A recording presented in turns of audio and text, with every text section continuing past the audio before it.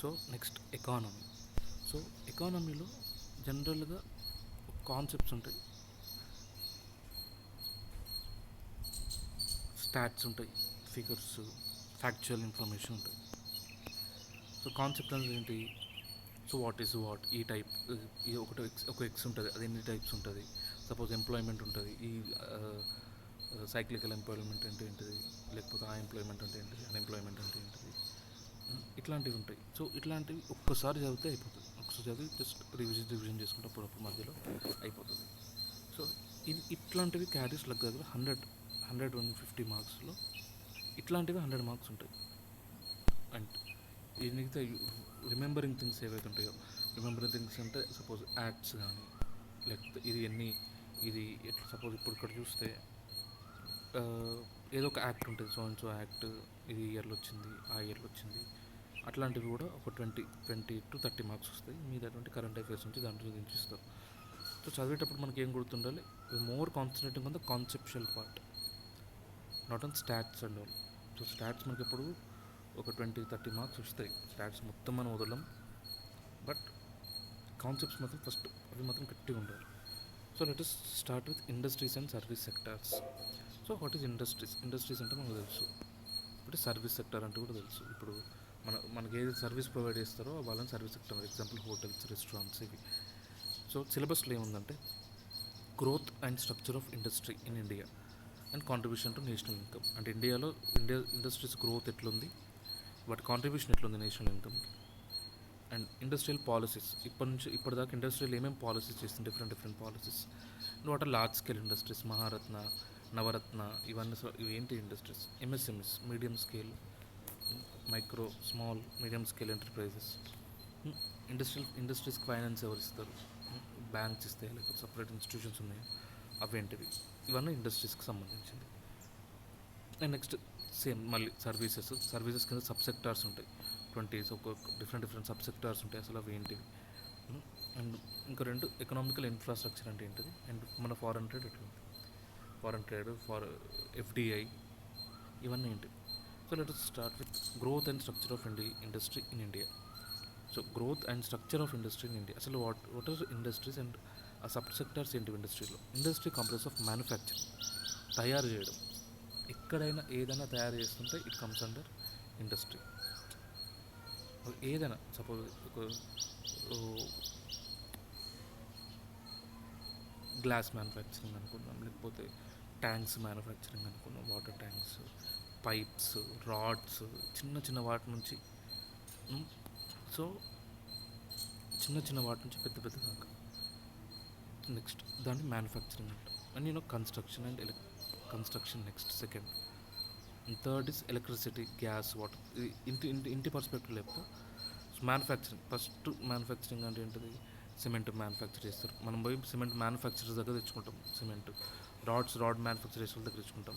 Next construction, ఇల్లు కడతాం. మా ఇంటికి ఇప్పుడు ఏం కావాలి, ఎలక్ట్రిసిటీ, గ్యాస్, వాటర్, ఇవన్నీ కూడా ఇండస్ట్రీస్ కిందకే వస్తాయి. Electricity, gas, water. ఇవి కాకుండా ఇంకొక పార్ట్ ఉంటుంది, mining and quarrying. So home, ఇల్లు ప్లస్ మైనింగ్ అండ్ క్వారింగ్, ఇవన్నీ ఇండస్ట్రీస్ కిందకి వస్తాయి. ఇప్పుడు ఇల్లుకి మ్యానుఫ్యాక్చరింగ్ కావాలి, ఓకే, కన్స్ట్రక్షన్ ఒకటి. సో ఇవన్నీ. So India accounted for 1/4 of the industrial output of world. అంటే బ్రిటిష్ మనని కాలనైజ్ చేయకముందు మన ఇండస్ట్రియల్ అవుట్పుట్ ఎంత ఉండేది, 1/4. అంటే వరల్డ్ మొత్తం 100, ఇండస్ట్రియల్ అవుట్పుట్ 100% ఉండేది, మన ఇండియాది అందులో 25% ఉండేది. వీళ్ళు వచ్చిన తర్వాత 0.00% పడిపోయింది, ఇట్లా 0.1%, 0.2% పడిపోయింది బ్రిటిష్.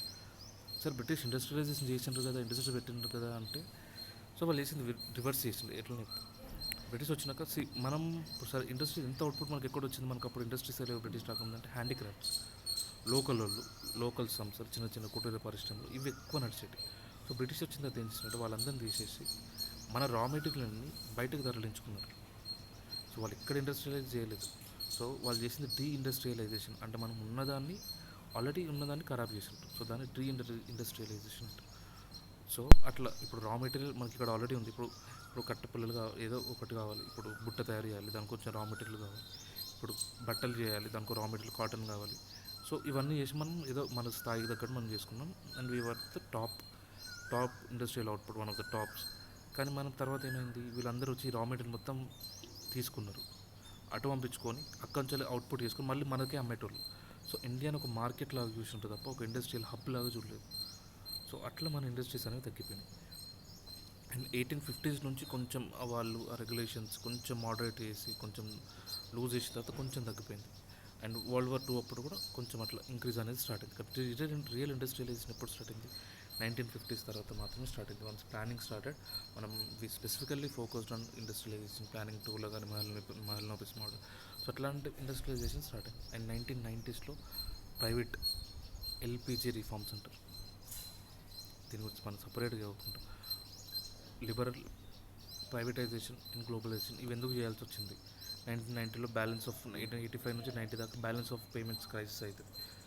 సో అప్పుడు then finance minister was doctor Manmohan Singh. So ఆయన ఎందుకు చేయాల్సి వచ్చింది, అసలు ప్రైవేట్కి 1990sలో అంత లేట్గా ఎందుకు చేయాల్సి వచ్చింది, అప్పటిదాకా మనం ఎందుకు ప్రైవేట్ చదువుకోవాలి, అదంతా later. So let us go with the structure of Indian industry. అసలు ఇండియన్ ఇండస్ట్రీ స్ట్రక్చర్ ఎట్లుంది, ఫస్ట్ బేసిక్ ఇండస్ట్రీస్ అంటారు. బేసిక్ ఇండస్ట్రీస్ అంటే ఏంటంటే ఇవి బేసిక్వి తయారు చేస్తాయి, లైక్ మెషినరీ, క్యాపిటల్ గుడ్స్ తయారు చేస్తాయి.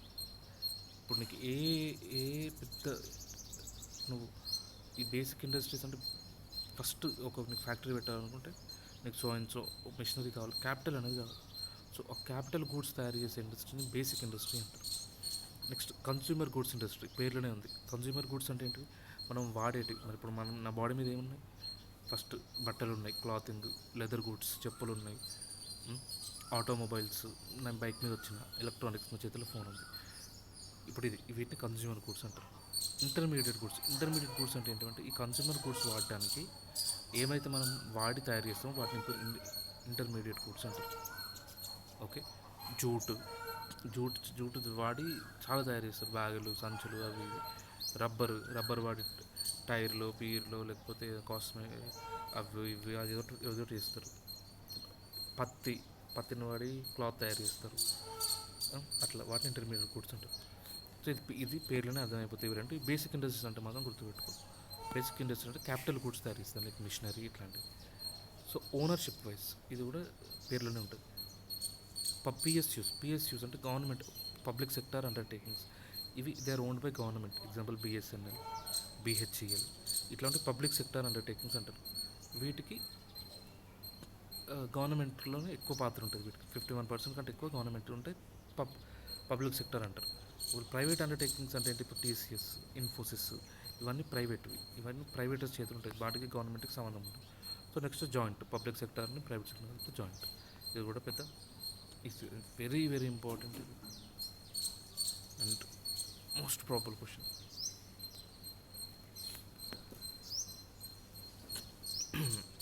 So micro, small, medium, large, అవి రీసెంట్గా 2020లో అసలు ఎంఎస్ఎంఈ అంటే ఏంటిది, మైక్రో ఎంటర్ప్రైజ్ అంటే ఏంటిది, స్మాల్ ఎంటర్ప్రైజ్ అంటే ఏంటిది, మీడియం ఎంటర్ప్రైజ్ అంటే ఏంటిది, లార్జ్ ఎంటర్ప్రైజ్, ఇది వాళ్ళు డిఫైన్ చేసింటే ఆ డెఫినేషన్ ఏంటో ఒకటి చూద్దాం. సో మైక్రో ఎంటర్ప్రైజ్ అంటే ఇన్వెస్ట్మెంట్ 1 crore ఉండాలి అండ్ టర్న్ ఓవర్ 5 crores ఉండాలి. సో అంటే నీకు 1 crore లోపు ఉండే కంపెనీస్ ఏవైతే ఉన్నాయో అవన్నీ ఇన్వెస్ట్మెంట్, అండ్ 5 crore లోపు టర్న్ ఓవర్ వచ్చే కంపెనీస్ అన్నీ మైక్రో కిందకి వస్తాయి. సో మైక్రో అంటే ఏంటి, దే ఆర్ ఇన్వెస్టింగ్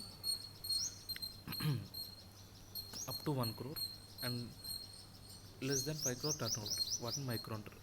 దీన్ని ఇంటూ 10 చేస్తే మనకి స్మాల్ వస్తుంది. నెక్స్ట్ ఇంటూ 5 చేస్తే మీడియం, సింపుల్. ఇంటూ 10 ఈ 1, 5 అని గుర్తుపెట్టుకుంటే అయిపోతుంది. సో 1, 5 గుర్తుపెట్టుకుంటే ఇంటూ 10 చేస్తే అప్ టు 10 crores. అంటే ఏంటిది, ఇన్వెస్ట్మెంట్ ఎంత ఉండాలి దీనికి, 5 crores to 10 crores, sorry 1 crore to 10 crore. 1 crore ఇది ఆల్రెడీ 1 crore ఉంది కదా పైన. సో 1 crore నుంచి 10 crore మధ్య ఇన్వెస్ట్ చేసే అన్నీ నీకు దేని కిందకి వస్తాయి, ఇవి స్మాల్ కిందకి వస్తాయి. ఓకే, అండ్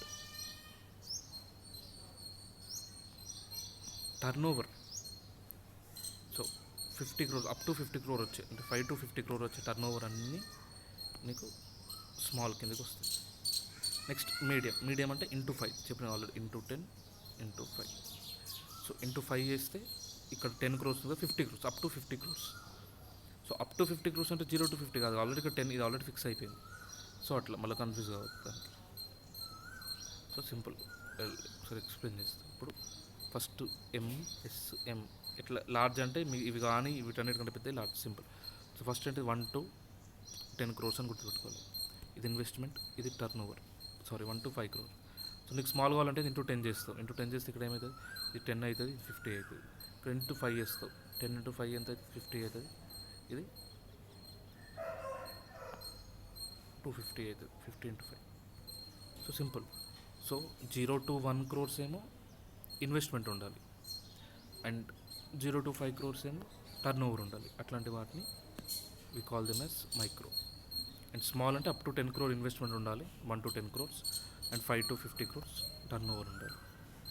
అండ్ లార్జ్ అంటే సేమ్ మళ్ళీ 10 to 50 crores ఇక్కడ ఉంది కదా, 10 to 50 crore ఇన్వెస్ట్మెంట్ ఉండాలి, and 50 to 250 crore turn over ఉండాలి. ఈ డెఫినేషన్ అనేది వెరీ వెరీ ఇంపార్టెంట్. 90% అడిగే ఛాన్సెస్ ఉన్నాయి దీని నుంచి. సో ఇది ఇంతకుముందు ఒక డివిజన్ చేసిన నేను, కాన్సెప్షువల్ డివిజన్. ఇప్పుడు ఎట్లుంది, ఇది మనం ఒక్కసారి చూస్తే మనకు ఆల్మోస్ట్ వచ్చేస్తుంది, కానీ ఇది ఇట్లాంటివి గుర్తుపెట్టుకోవాలి. సో అందుకే economy is easy and moderate at the same times. ఈ ఈజీ ఏమో దగ్గర 70-80% ఉంటుంది ఈజీ. మనం దీని మీద కాన్సన్ట్రేషన్ పెట్టినా అయిపోతుంది. ఒకవేళ వర్స్ట్ కేస్ సినారియో ఉండి ఎగ్జామ్లో ఒక 10 days ఉన్నా కూడా మనం ఆ ఈజీ చదివి we can score up to 100 marks easily. So next cottage industries. Cottage industries అంటే ఏంటివి, కుటీర పరిశ్రమలు ఈ కాటేజ్ ఇండస్ట్రీస్ అంటారు. ఇప్పుడు బుట్టలు చేసేవాళ్ళు వాళ్ళు వీళ్ళు కొంచెం పెద్ద స్థాయిలో, కొంచెం చిన్న స్థాయిలో వాళ్ళని కాటేజ్ ఇండస్ట్రీస్ అంటారు. ఓకే, ఈ కాటేజ్ ఇండస్ట్రీస్ కేవీఐసి అనే బోర్డు ఉంటుంది, స్టాచ్యుటరీ బోర్డు. కేవీఐసి అంటే khadi and village industry commission అనుకుంటే, ఇది statutory body. So next house hold industries, ఇది కూడా ఇంపార్టెంట్. అసలు హౌస్ హోల్డ్ ఇండస్ట్రీస్ అంటే ఏంటి అంటే, అండ్ వెరీ వెరీ ఇంపార్టెంట్, ఈ హౌస్ హోల్డ్ ఇండస్ట్రీని రిజిస్టర్ చేయొద్దు యాక్ట్ కింద. ఫ్యాక్టరీస్ యాక్ట్ అని అనుకుంటే దాని కింద రిజిస్టర్ అనేది చేయొద్దు వీటిని. అండ్ వీటిలో లెస్ దెన్ 5 members, ఇప్పుడు మన ఇంట్లో ఎంతమంది ఉన్నారు, 5 members, అంటే మనం మాత్రమే స్టార్ట్ చేస్తాం, ఆర్ ఎవరైనా బయట నుంచి వచ్చినా 5 members కంటే తక్కువ ఉండాలి. అండ్ 1 kilowatt-hour కంటే తక్కువ కరెంటు వాడుకొని 3000 square feet కంటే తక్కువ ఏరియాలో ఏదైనా ఇండస్ట్రీ, చిన్న తయారీ సంస్థ పెట్టుకుంటే దాన్ని హౌస్ హోల్డ్ ఇండస్ట్రీ అంటారు. సో 5 members కంటే తక్కువ ఉంటారు, 1 kilowatt-hour కంటే తక్కువ కరెంటు వాడతారు, అండ్ 3000 square feet కంటే తక్కువ ఏరియాలో ఆ ఇండస్ట్రీ అనేది స్థాపిస్తారు. సో వాటిని హౌస్ హోల్డ్ ఇండస్ట్రీస్ అంటాం. అండ్ అవి we should not register them under factories act. Okay, so next enterprise పరంగా ఇది కూడా వెరీ వెరీ ఇంపార్టెంట్. అండ్ ఈ చాప్టర్ నుంచి వచ్చే క్వశ్చన్స్ మ్యాక్సిమం ఇటు నుంచి వస్తాయి, ఈ పైన నుంచే వస్తాయి. ఎందుకంటే కింద మొత్తం స్టాట్స్, ఇక్కడ ఒకటి ఉంటుంది, స్టాట్, ఇక్కడ ఒకటి ఉంటుంది. ఇది ఆల్రెడీ లాస్ట్ టైం అడిగిండు. వెరీ వెరీ ఈ బ్లాక్ ఏదైతే ఉందో ఆ బ్లాక్ కూడా వెరీ ఇంపార్టెంట్, అడగడానికి మోస్ట్ ప్రాబుల్ ఛాన్సెస్ ఉన్నాయి అది. సో ఈజీ క్వశ్చన్స్ అన్నీ ఇక్కడ ఫస్ట్ ఏవైతే కొంచెం టఫ్ ఉంటుందో, కాన్సెప్చువల్గా టఫ్ ఉంటాయో అవన్నీ కొంచెం గుర్తుపెట్టుకోవాలి. అట్లాంటివి ఉంటాయో అవన్నిటికీ విల్ హ్యావ్ సమ్, అంటే ఏదన్నా మనం మళ్ళీ రివైజ్ చేసుకోవడం. ఇప్పుడు ఇది ఉంది, ఇది ఒక 2-3 times రివైజ్ చేసుకోవాలి. అట్లా లేకపోతే చిన్న చిన్న కోడ్స్, ఇప్పుడు 1 ఉంది, ఇప్పుడు ఇంటూ 10 ఇంటూ 5 ఇట్లాంటివి పెట్టుకోవడం, ఏదో ఒకటి చేసి మనం గుర్తుపెట్టుకోవాలి. ఓకే, నెక్స్ట్ ఎంటర్ప్రైజ్ పరంగా. సో ఎంటర్ప్రైజ్ పరంగా 2 things ఉంటాయి, పబ్లిక్ లిమిటెడ్ ఒకటి ఉంటుంది, ప్రైవేట్ లిమిటెడ్ ఉంటుంది. సో ప్రైవేట్ లిమిటెడ్ కంపెనీకి మాత్రం ఖచ్చితంగా ప్రైవేట్ లిమిటెడ్ అని పెట్టాలి. మనం ఇప్పుడు నువ్వు ఏది చూసినా ప్రైవేట్ లిమిటెడ్ అని ఉంటుంది, ఆర్ లిమిటెడ్ అని ఉంటుంది. కొన్నిటికి పబ్లిక్ లిమిటెడ్ అని పెట్టుకుంటున్నారు, కానీ పబ్లిక్ లిమిటెడ్ కంపల్సరీ కాదు. సో జస్ట్ ఎల్టీడీ అని పెట్టుకుంటే అయిపోతుంది పబ్లిక్ లిమిటెడ్. ఈ పబ్లిక్ అని చూపెట్టాల్సిన అవసరం లేదు, ఓన్లీ లిమిటెడ్ ఉన్నా సరిపోతుంది. ప్రైవేట్ కంపెనీస్ మాత్రం ఖచ్చితంగా ప్రైవేట్ లిమిటెడ్ ఎంటర్ప్రైజ్ అని పెట్టుకోవాలి. సో దానికి దీనికి తేడా ఏంటో చెప్తా. సో ప్రైవేట్ లిమిటెడ్ కంపెనీ అంటే ఏంటిదంటే, ఇవి షేర్స్ అనేవి పబ్లిక్కి ఇవ్వవు. ఇప్పుడు మొన్న పేటిఎం షేర్స్ ఇచ్చింది, జొమాటో షేర్స్ ఇచ్చింది, అంటే ఏంటి అవి పబ్లిక్. పబ్లిక్గా మారిపోయినాయి. ఐపీఓ అంటే ఫస్ట్ షేర్స్ చేయడాన్ని ఐపీఓ అంటారు. సో ప్రైవేట్ లిమిటెడ్ కంపెనీ అంటే ఏంటిది నీకు? సో ఇది ఒక ప్రైవేట్ కంపెనీ, ఒక ప్రైవేట్ ప్రాపర్టీ లాగా. అంటే దీంట్లో షేర్స్ ఎవరికి ఇవ్వరు, అండ్ గవర్నమెంట్ వాటి గవర్నమెంట్ కిందకి రాదు. అది గవర్నమెంట్ కిందకి రాదంటే it is not owned by the government. So దీనికి తేడా ఏంటిదంటే, ఫస్ట్ ఇది ఒక మేజర్ తేడా. ప్రైవేట్ లిమిటెడ్లో షేర్స్ ట్రాన్స్ఫర్ అనేది ఉండదు. సో మనం ఎప్పుడైనా ఇప్పుడు నేను జొమాటోలో షేర్ కొనొచ్చు. నేను ఇప్పుడు రీసెంట్గా ఏమేమి ఇచ్చినాయి ఐపీఓస్, నైకా ఐపీఓ ఇచ్చింది రీసెంట్గా, నేను నైకాలో షేర్స్ కొంటా. అంటే ఏంటిది, అవి పబ్లిక్ని పార్టిసిపేషన్లో చేస్తాయి. అంటే మనం మనం షేర్ కొంటున్నాం అంటే ఏంటిది, మనకు కంపెనీలో ఒక షేర్ ఉన్నట్టు. సరేనా? ఇప్పుడు సపోజ్ నేను జొమాటోలో షేర్ కొంటే నాకు 1% వస్తుందా? రాదు. ఎంత వస్తుంది? 0.0000000 అట్లా వస్తుంది. ఎంతో ఒక 1 అవుట్ ఆఫ్ మిలియన్ షేరో, 1 అవుట్ ఆఫ్ 10 మిలియన్ అట్లా చిన్న షేర్ వస్తుంది. సో సో అదేంటి, public open. So shares transfer చేయగలిగేటివి పబ్లిక్ లిమిటెడ్. అంటే అసలు ట్రాన్స్ఫర్ ప్రైవేట్, ఒక ప్రైవేట్ ఎంటిటీ. ఓకే, నెక్స్ట్ ఇంకా స్ట్రక్చరల్గా వాళ్ళ డిఫరెన్సెస్ ఏంటివంటే, ఇక్కడ ఇన్ఫినిటీ మెంబర్స్ ఉండొచ్చు. ఇక్కడ మ్యాక్సిమం లిమిట్ ఎవరు అనుకోవచ్చు, ఇండియా మొత్తం కొనుక్కోవచ్చు షేర్స్. సో ఒక టాప్ లిమిట్ అనేది లేదు. షేర్ హోల్డర్స్ ఎంతమంది ఉండొచ్చు పబ్లిక్ లిమిటెడ్ కంపెనీలో, బట్ మినిమం మాత్రం 7 మెంబర్స్ ఉండాలి షేర్ హోల్డర్. అదే ప్రైవేట్ లిమిటెడ్ మెంబర్స్ అయితే తగ్గిస్తారు shareholders. So shareholders నీకు maximum limit should be 200 members. 200 members నుంచి షేర్ హోల్డర్స్ ఉండదు. ఎందుకు? నువ్వు ఎక్కువ మంది షేర్ హోల్డర్స్ పెడితే వాళ్ళు ఇప్పుడు 500, 1000 ఇది కూడా వాళ్ళు ఒక పబ్లిక్ లిమిటెడ్ కంపెనీ లాగా మారుస్తుంది. సో అప్పుడు ఇంకా పబ్లిక్ లిమిటెడ్ కంపెనీ అని పెట్టి వేస్ట్గా. సో అందుకు 200 to 200 మెంబర్స్ మాత్రమే ఉండాలి షేర్ హోల్డర్స్ లాగా. నెక్స్ట్ డైరెక్టర్స్, ఇది కూడా సేమ్. మళ్ళీ మినిమం 2 ఉండాలి డైరెక్టర్స్, మ్యాక్సిమం 15 మెంబర్స్ ఉండొచ్చు డైరెక్టర్స్. పబ్లిక్లో మాత్రం same, maximum 15 members directors, minimum మాత్రం 3 ఉండాలి. ఇక్కడ ఎంత క్యాపిటల్తో స్టార్ట్ చేయొచ్చు అంటే 1 lakh ఉన్నా సరిపోతుంది ప్రైవేట్ దానికి. బట్ 5 lakh క్యాపిటల్ ఈ పబ్లిక్ లిమిటెడ్ దానికి 5 lakh క్యాపిటల్ కావాలి. సో అది బేసికల్గా ఎంటర్ప్రైజెస్ మధ్య డిఫరెన్స్. మేజర్ డిఫరెన్స్ మాత్రం ఇక్కడ పబ్లిక్ పెట్టుకోవాల్సిన అవసరం ఉంటుంది. అండ్ ఇది ఒక ప్రైవేట్ కంపెనీ, ఈ షేర్స్ ఈ కంపెనీ దాటి బయటకు పోవద్దు. సో అవి 2 major differences. Okay, next trends in industrial growth. ఇప్పుడు ఇండస్ట్రియల్ గ్రోత్ ఎట్లుంది, మన ఇండస్ట్రియల్ దాని పర్సంటేజ్ ఎంత ఉంది ఇండస్ట్రియల్ గ్రోత్లో, జీవీఏలో ఎంత పర్సెంట్ ఉంది, ఇవన్నీ ఒకసారి చూద్దాం. సో మనకు తెలుసు జీవీఏలో తెలంగాణలో దగ్గర 19% ఉంది.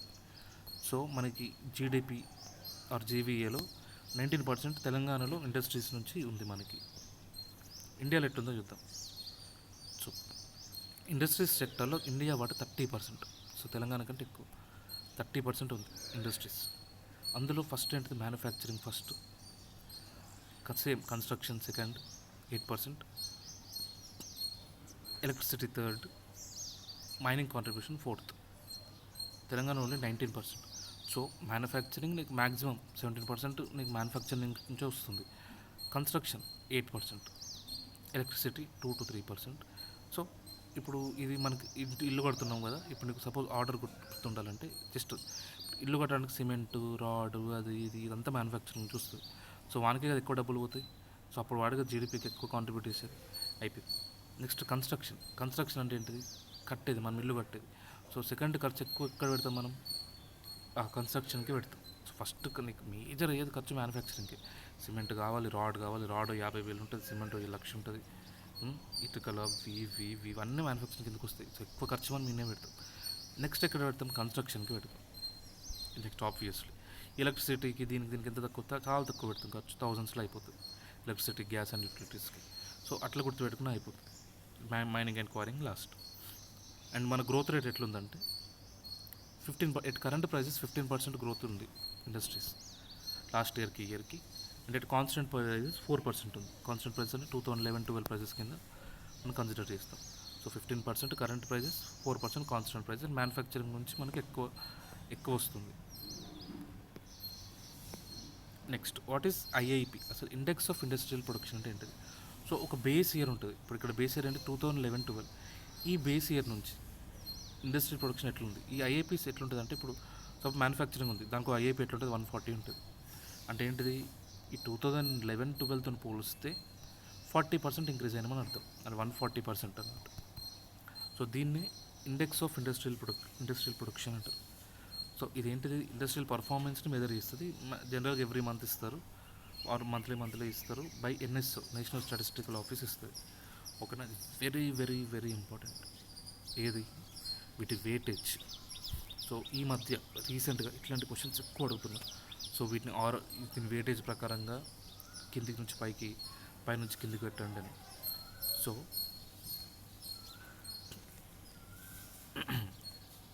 వెయిటేజ్ మాత్రం మ్యానుఫ్యాక్చరింగ్కి 405 ఐటమ్స్ ఉంటాయి. అంటే ఇండస్ట్రియల్ ఐఐపి మీకు క్యాల్కులేట్ చేయడానికి మ్యానుఫ్యాక్చరింగ్ సెక్టర్లో 405 ఐటమ్స్ని కన్సిడర్ చేస్తారు. అండ్ దీని వెయిటేజ్ ఎంత అంటే 77.6% దీని వెయిటేజ్. ఓకే, అండ్ సెకండ్ ఎక్కువ వెయిటేజ్ ఉంది మైనింగ్కి. సో మైనింగ్కి సేమ్ ఇవి రెండు ఒక ఐటమే, కానీ వెయిటేజ్ ఎంత 14.3% వెయిటేజ్. అంటే ఎలక్ట్రిసిటీకి 7%. సో 77 + 14 ఎంత, 91 + 7 98. ఇది 199, 100 అంతే. సో ఇండస్ట్రియల్ ఐఐపికి వాళ్ళు మేజర్ చూస్తే మ్యానుఫ్యాక్చరింగ్ ఒకటి, మైనింగ్ ఒకటి, అండ్ ఎలక్ట్రిసిటీ ఒకటి. Manufacturing 77%, mining 14%, and electricity 8%. Very important. And మ్యానుఫ్యాక్చరింగ్లో 405 ఐటమ్స్ ఉంటాయి. ఆ ఐటమ్స్ బేస్ మీద వీళ్ళు ఐఐపి అనేది తయారు చేస్తారు. And use based classification weightage, అంటే మనం ఏ వాడుతున్నాం, ఏ గుడ్స్ వాడుతున్నాం, సో దాని మీద కూడా ఐఐపి అనేది తయారు చేస్తారు. ఓకే, ఫస్ట్ సో ఇది అయిపోయింది. ఇది వెయిటేజ్. ఇది ఇండస్ట్రీస్ పరంగా వెయిటేజ్, మ్యానుఫ్యాక్చరింగ్ ఇండస్ట్రీ మ్యాక్సిమం, మైనింగ్కి second maximum, electricity third maximum. ఇది అయిపోయింది. నెక్స్ట్ గూడ్స్ పరంగా ఫస్ట్ ఏది కావాలన్నా ప్రైమరీ గూడ్స్ కావాలి. సో ప్రైమరీ గూడ్స్, ఆ తర్వాత ఇంటర్మీడియట్ గూడ్స్, ఆ తర్వాత కన్జ్యూమర్ గూడ్స్. సో ఎక్కువ వెయిటేజ్ దేనికి ఉందంటే ఫస్ట్ ఆబ్వియస్లీ ప్రైమరీ దానికి ఉంటుంది. సో ప్రైమరీ దానికి ఎక్కువ వెయిటేజ్ ఉంది, ఇంటర్మీడియట్ దానికి తక్కువ సెకండ్ వెయిటేజ్ ఎక్కువ వెయిటేజ్ ఉంది. అండ్ కన్జ్యూమర్ గూడ్స్లో టూ లాగా డివైడ్ చేసిండ్రు. ఒకటి నాన్ డ్యూరబుల్స్, ఇంకోటి డ్యూరబుల్స్. సో జనరల్గా మనకి ఏవి ఇంపార్టెంట్, ఎక్కువ non durables important consumer goods. Non durables అంటే తొందర ఖరాబ్ అయ్యి తొందర ఆగని గూడ్స్ని నాన్ డ్యూరబుల్స్ అంటారు. సో ఎట్లా అంటే ఇప్పుడు మనం ఒక ఫుడ్కి సంబంధించి, కన్జ్యూమర్ గూడ్స్లో ఫుడ్కి సంబంధించి ఏది ఉంటుంది, పెరుగు ప్యాకెట్ తీసుకుందాం. సో పెరుగు ప్యాకెట్ ఇస్ కన్జ్యూమర్ గుడ్, మనం కన్జ్యూమ్ చేస్తాం, కానీ డ్యూరబుల్ కాదు, నాన్ డ్యూరబుల్. సో ఇంకోటి ఏదైనా బైక్ తీసుకుంటావు, బైక్ కంపారిటివ్లీ డ్యూరబుల్, ఎక్కువ రోజులే వస్తుంది. సో అది దానికి డ్యూరబుల్ కిందకి వస్తుంది. కానీ ఇక్కడ నీకు పెరుగు ప్యాకెట్ ఎక్కువ ఇంపార్టెంటా, బైక్ ఎక్కువ ఇంపార్టెంటా? ఆబ్వియస్లీ పెరుగు ప్యాకెట్. అంటే ఏదైతే నాన్ డ్యూరబుల్ ఉంటాయో వాటికి ఎక్కువ ప్రయారిటీ ఇవ్వాలి ఫస్ట్. సో రెండు ఆల్మోస్ట్ సిమిలర్, ఇది 15, ఇది 12, పెద్ద తేడా ఏమి ఉండదు. కానీ నాన్ డ్యూరబుల్స్కి ఎక్కువ ప్రయారిటీ వెయిటేజ్ ఉంటుంది.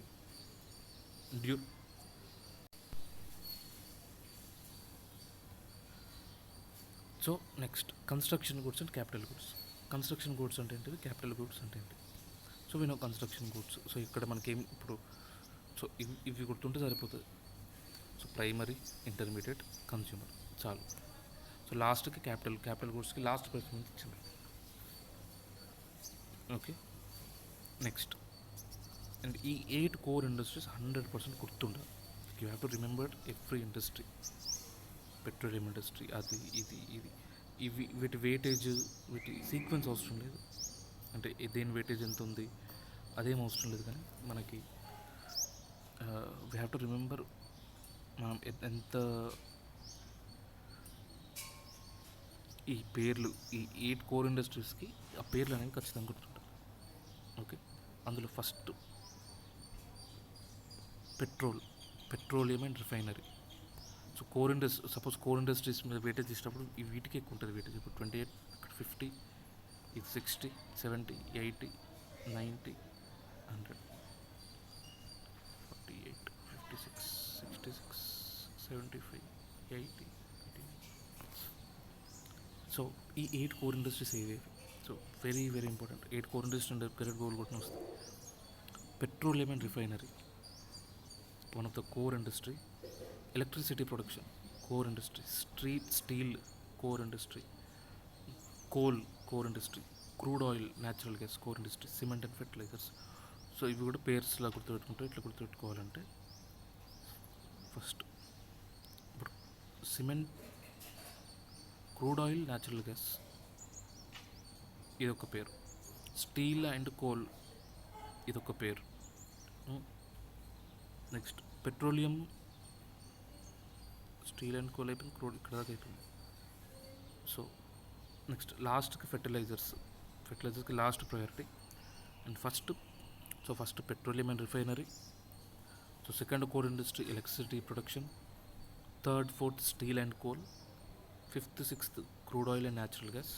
అండ్ లాస్ట్కి సిమెంట్, ఫెర్టిలైజర్స్. ఓవర్ 3-4 సార్లు చదివితే ఆటోమేటిక్గా మనం జస్ట్ చూసి గుర్తుపట్టాలి అంతే. మనకి ప్రతిది ఇప్పుడు పెట్రోలియం ఇప్పుడే 10 సార్లు చదివితే ఆటోమేటిక్గా ఎగ్జామ్ పోయినప్పుడు చూసి పెట్టగలిగితే చాలు, ఏది పెట్రోలియం ఏది కాదు అట్లా గుర్తుపెట్టగలిగితే అయిపోతుంది. సో ఈ వెయిటేజ్ కూడా సేమ్ ఇదే ఆర్డర్లో ఉంది. పెట్రోలియంకి ఎక్కువ వెయిటేజ్ ఉంటుంది, ఆ తర్వాత ఎలక్ట్రిసిటీ ప్రొడక్షన్కి, ఆ తర్వాత స్టీల్కి, ఆ తర్వాత కోల్, ఆ తర్వాత క్రూడ్ ఆయిల్, ఆ తర్వాత న్యాచురల్ గ్యాస్, తర్వాత ఫెర్టిలైజర్స్. సో ఇది ఈ industrial weightage. Okay. So next ఏంటిది, వీటి పర్సంటేజ్ ఎట్లుంది.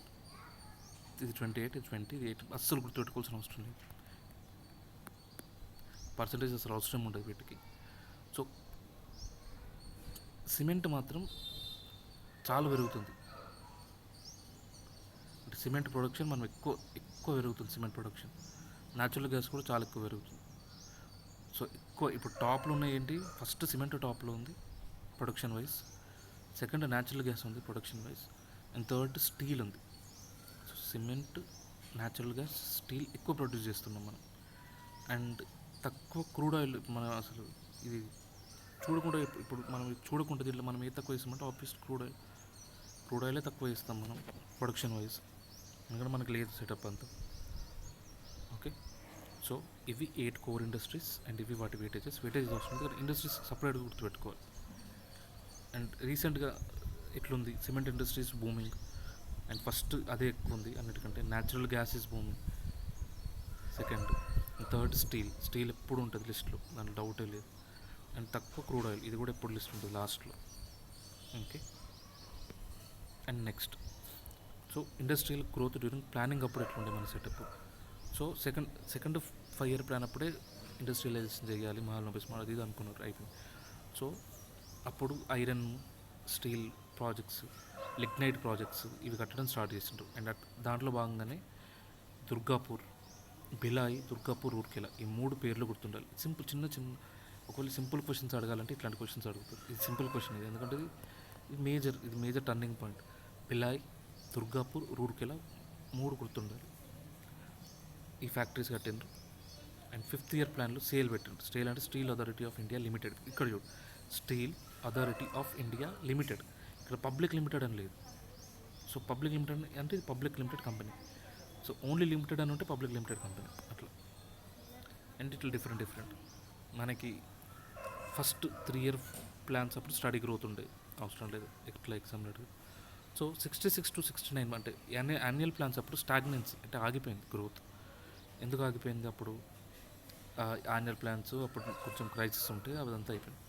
సో అప్పుడు పాండే కమిటీ అని ఒకటి ఇస్తారు. అసలు ఇండస్ట్రియల్గా బ్యాక్వర్డ్ రీజియన్స్ ఏమున్నాయి అట్లాంటివి కనుక్కోవడానికి పాండే కమిటీ చేస్తారు. స్టాటిస్టికల్గా ఒకసారి చూసుకోవాలంటే బెస్ట్. అండ్ మ్యాక్సిమం ఎప్పుడు వచ్చింది, ఇప్పుడు ఈ 5 year ప్లాన్స్లో ఇండస్ట్రియల్ గ్రోత్ ఎప్పుడు మ్యాక్సిమం ఉండే, ఎప్పుడు తక్కువ ఉండే ఒకసారి చూద్దాం. సో మ్యాక్సిమం ఎప్పుడు ఉండే అంటే 1985 to 90 ఇది maximum. 85 to 90 is the maximum growth industrial పరంగా. It is the maximum growth. 85 to 90 8.5% growth ఉండే 5 year ప్లానింగ్లో. అప్పుడు పెట్రోకెమికల్స్ మీద ఎక్కువ కాన్సన్ట్రేషన్ పెట్టారు. పెట్రోకెమికల్స్ అంటే పెట్రోల్కి సంబంధించిన కెమికల్స్, పెట్రోల్, ఎథనాల్స్ ఇట్లాంటివి. సో అట్లా అప్పుడు మ్యాక్సిమం గ్రోత్ ఉండే. అండ్ నెక్స్ట్ ఇయర్లీ చూద్దాం. ఇయర్లీ ఎప్పుడు ఉండే అంటే 2009-10లో ఇయర్లీ ఎక్కువ గ్రోత్ ఉంటుంది. 10% ఉంటుంది యాన్యువల్ గ్రోత్. అంటే లాస్ట్ ఇయర్ ఇండస్ట్రీకి 10% గ్రోత్ ఉంటుంది 2009-10లో. 2009-10 అంటే 9th classలో ఉంది. ఇది 85 to 90 అంటే అది నేను ఎప్పుడైనా క్లాస్లో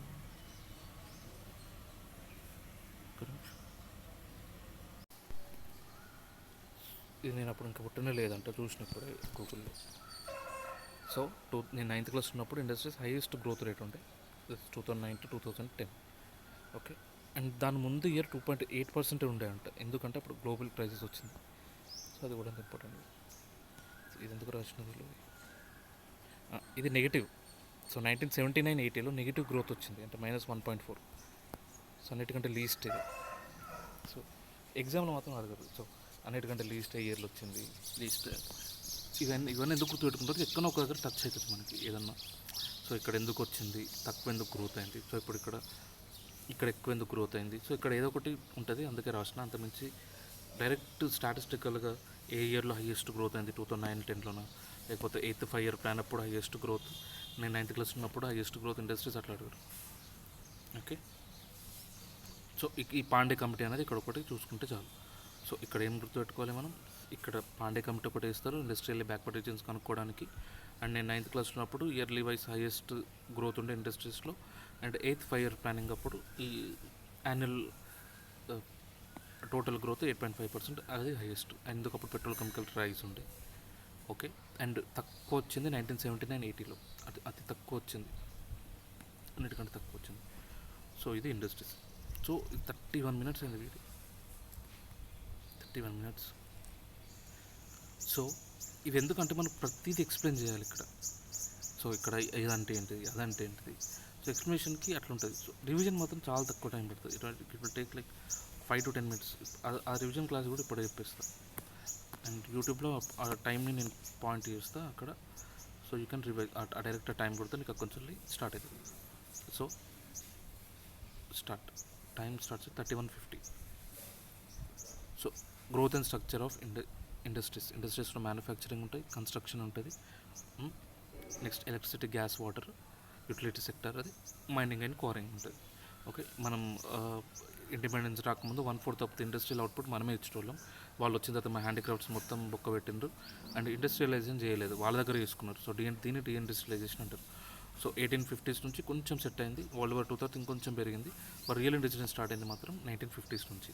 అండ్ 90s నుంచి ప్రైవేట్ చేతులకు పోయింది. అది ఎందుకు పోయింది అనేది మనం ఎల్పిజి రిఫార్మ్స్లో సపరేట్గా చదువుకుంటాం. అండ్ యూసేజ్ వైజ్ మన స్ట్రక్చర్ బేసిక్ ఇండస్ట్రీస్ ఉంటాయి, కన్స్యూమర్ ఇండస్ట్రీస్ ఉంటాయి, ఇంటర్మీడియట్ గూడ్స్ ఇండస్ట్రీస్ ఉంటాయి. సో బేసిక్ ఇండస్ట్రీస్ ఏంటివి, క్యాపిటల్ గూడ్స్ లైక్ మిషనరీ అట్లాంటివి తయారు చేసే వాటిని బేసిక్ ఇండస్ట్రీస్ అంటాం. అండ్ కన్స్యూమర్ గూడ్స్ అంటే నీకు తెలుసు, ఇంటర్మీడియట్ గూడ్స్ అన్నది తెలుసు. Next ownership public sector undertakings, private sector joint, ఇది కూడా నీకు తెలుసు. పబ్లిక్ సెక్టర్ అంటే మెజారిటీ ఉంటే గవర్నమెంట్ ఉంటుంది, ప్రైవేట్ అంటే ప్రైవేట్, జాయింట్ అంటే ఇద్దరు కలిపి. So next investment and turn over పరంగా ఇన్వెస్ట్మెంట్ 1 crore నుంచి టర్న్ ఓవర్ 5 crore ఇచ్చేదాన్ని మైక్రో అంటారు. అండ్ దాన్ని ఇంటూ 10 చేస్తే నీకు స్మాల్ వస్తుంది, ఇంటూ 5 చేస్తే మీడియం వస్తుంది, అండ్ లార్జ్ అంటే అవి దాని పరిధి దాటిని లార్జ్ అంటారు. అండ్ హౌస్ హోల్డ్ ఇండస్ట్రీస్ అంటే తెలుసు, లెస్ దెన్ 5 members ఉండి, అండ్ లెస్ దెన్ 1 kilowatt-hour ఉండి, less than 3 square feet 3,000 square feet ఉండి, ఫ్యాక్టరీస్ యాక్ట్ కింద కంపెనీ రిజిస్టర్ కానీ ఇండస్ట్రీస్ అన్నీ హౌస్ హోల్డ్ కిందకి వస్తాయి. అండ్ కాటేజ్ ఇండస్ట్రీకి స్టాచ్యుటరీ బాడీ అని కేవీఐసీ చూసుకుంటుంది. అండ్ పబ్లిక్ లిమిటెడ్ కంపెనీ అంటే ప్రైవేట్ లిమిటెడ్ కంపెనీ అంటే ప్రైవేట్ లిమిటెడ్ కంపెనీ ఖచ్చితంగా ప్రైవేట్ అని ఉండాలి, దాంట్లో ప్రైవేట్ లిమిటెడ్ అని ఉండాలి, పబ్లిక్ లిమిటెడ్ పబ్లిక్ అవసరం లేదు. అండ్ ఇందులో ఇవి ప్రైవేట్ వాళ్ళు ఈ షేర్స్ బయటకు పోవద్దు, ఇదంతా పేర్లోనే ఉంది ప్రైవేట్ అని. So not allowing public to come. Public మాత్రం ఖచ్చితంగా షేర్స్ అనేవి ట్రాన్స్ఫర్ చేయాలి. వీళ్ళ క్యాపిటల్ 1 lakh ఉంటుంది, వీళ్ళ క్యాపిటల్ 5 lakh ఉంటుంది. ఇక్కడ board of directors 2 to 15 members ఉండొచ్చు, ఇక్కడ board of directors 3 to 15 directors ఉంటారు. అండ్ ఇక్కడ ఇన్ఫినిటీ మెంబర్స్ ఉండొచ్చు, బట్ మినిమం మెంబర్స్ మాత్రం 7 ఉండాలి. ఇక్కడ మ్యాక్సిమం 200 members మాత్రమే లిమిటెడ్, కానీ జస్ట్ 2 members ఉన్నా కూడా స్టార్ట్ చేయొచ్చు. నెక్స్ట్ ఇండస్ట్రీస్లో మన వాటా ఎంత, ఇప్పుడు జనరల్ ఇండియాలో 30% వాటా ఉంది, అది తెలంగాణలో జస్ట్ 19%. ఈ 30% సేమ్ ఈ ఆర్డర్ వైజ్ గుర్తుపెట్టుకోవాలి. ఆర్డర్ వైజ్ అంటే ఫస్ట్ మనకి ఎక్కడ ఖర్చు పడుతుంది, ఫస్ట్ కొనే దగ్గర ఎక్కువ ఖర్చు పడుతుంది, సిమెంట్ రాడ్ కొనే దగ్గర. సో మ్యానుఫ్యాక్చరింగ్ ఎక్కువ, next construction, next electricity and utilities, next mining and quarrying. మన ఇప్పుడు ప్రస్తుతం growth rate 15% at current prices and 4% at constant prices ఉంది. అండ్ ఐఐపి అనేది ఏంటిది, ఇది ఒక ఇండస్ట్రియల్ పర్ఫార్మెన్స్ ఎట్లుంది బేస్ ఇయర్తో పోలిస్తే. బేస్ ఇయర్ ఎంత అంటే 2011-2012. సో ఇయర్తో పోలిస్తే పర్ఫార్మెన్స్ ఎట్లుందని చెప్తుంది. సో ఫస్ట్ ఇందులో 3 ఉంటాయి, ఆ 3కి ఏది ఎక్కువ వెయిటేజ్. సో 405 ఐటమ్స్తో మ్యానుఫ్యాక్చరింగ్కి ఎక్కువ వెయిటేజ్ 77%, అండ్ మైనింగ్కి సెకండ్ ఎక్కువ వెయిటేజ్ 14.3%, అండ్ ఎలక్ట్రిసిటీకి 8% తక్కువ లాస్ట్. ఈ మూడింటి కలిపి ఐఐపి తీస్తారు. అండ్ ఇట్లా కాకుండా యూజ్ బేస్డ్ మీద తీస్తారు. ఈ యూజ్ బేస్ ఎట్లా గుర్తుపెట్టుకోవాలని చెప్పిన జస్ట్ మనం ఏం గుర్తాం, ఫస్ట్ ప్రైమరీ గుడ్స్ ఆ తర్వాత ఇంటర్మీడియట్ గుడ్స్, ఆ తర్వాత కన్స్యూమర్. ఫస్ట్ నీకు ఏది కావాలి? ప్రైమరీ గుడ్స్ కావాలి, మెషిన్ కావాలి, నువ్వు ఏది తయారు చేయాలన్నా. తర్వాత నీకు రా మెటీరియల్ కావాలి, అదే ఇంటర్మీడియట్ గుడ్స్. ఆ తర్వాత మనకు కన్స్యూమర్ గుడ్స్ వస్తుంది. సో అందులో నాన్ డ్యూరబుల్స్ ఎక్కువ ఇంపార్టెంట్, కన్స్యూమర్ డ్యూరబుల్స్ తక్కువ important. So next 8 core industries చెప్పిన. సో 8 కోర్ ఇప్పుడు బూమింగ్లో ఏమున్నాయి? Cement, natural gas, steel. తక్కువ బూమింగ్ లేదంటే క్రూడ్ ఆయిల్. క్రూడ్ ఆయిల్ ఎప్పుడు తక్కువ నేను చెప్పిన. అండ్ 8 ఇండస్ట్రీస్ ఒకసారి: petroleum and refinery, electricity production, steel, coal, crude oil, natural gas, cement, fertilisers. Okay, ఇంకోసారి చెప్తున్నాం: petroleum and refinery, electricity production, steel and coal, crude oil, natural gas, cement and fertiliser. So ఇట్లనే ఒక 10 సార్లు అవుతాయి, obviously గుర్తుంటాయి. ఇది బట్టి బట్టలు లాగా, ఇట్లాంటి బట్టి బట్టలు వేరే ఆప్షన్ ఉండదు. అండ్ ఇండస్ట్రియల్ ప్లానింగ్ అప్పుడు ఇండస్ట్రియల్ గ్రోత్ ఎట్లుంటుంది? సో సెకండ్ ప్లానింగ్ అప్పుడే మనం డిఫరెంట్ ప్రాజెక్ట్స్ కట్టినాం. అందులో బిలాయ్, దుర్గాపూర్ అండ్ రూర్కెలా. ఈ 3 factors very very important. Bhilai, Durgapur, Rourkela direct అడిగే ఛాన్స్ ఉంది వాటి నుంచి. అండ్ అండ్ యాన్యువల్ ప్లాన్స్ అప్పుడు అసలు గ్రోత్ లేదు, it was very stagnant. And backward industrial పరంగా బ్యాక్వర్డ్ ఉన్న దాని కోసం 1968లో పాండే కమిటీ అనేది వేసిండ్రు. అండ్ ఇయర్ వైజ్ హైయెస్ట్ నేను 9th క్లాస్ ఉన్నప్పుడు 2009లో వచ్చింది. And 5 year wise 8th 5 year plan అప్పుడు 5 year వైజ్ ఎక్కువ హైయెస్ట్ గ్రోత్ ఉంది. అండ్ నెగిటివ్ గ్రోత్ 1979-18లో ఉండే నెగిటివ్ గ్రోత్ -1.4. ఈ 5 year ప్లాన్ అప్పుడు ఎందుకు ఎక్కువ హైయెస్ట్ గ్రోత్? అప్పుడు పెట్రోకెమికల్స్ ఎక్కువ రైజ్ అయింది. సో ఇది ఇండస్ట్రియల్ స్ట్రక్చర్, సింపుల్ అయిపోయింది.